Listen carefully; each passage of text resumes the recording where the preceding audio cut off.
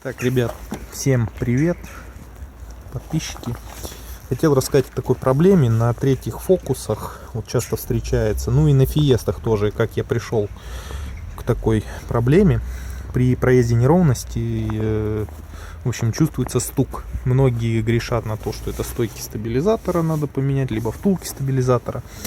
Но на самом деле стук может скрываться в другом. На третьих фокусах обязательно смотрите правую подушку. Может стучать сама по себе. То есть можно либо двигатель пошатать, то есть посмотреть, есть ли там соприкосновение металла об металл. Ну, на фиестах чуть-чуть другого формата сама подушка, поэтому ее продиагностировать можно чуть-чуть по-другому. Вот. Ну и конструктив у нее особенный. А на фиестах стук может у вас появиться вот из-за чего.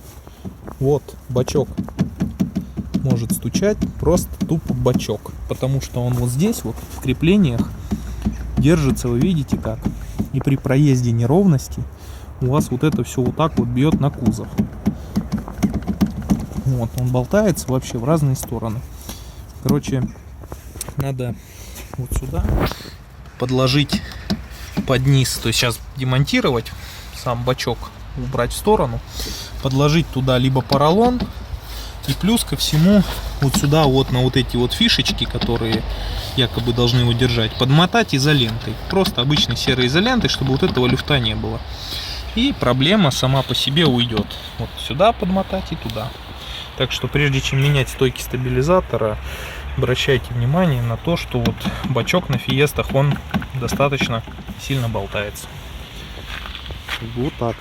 Лайфхак такой, ребят. Я сейчас вот буду устранять. Всем пока.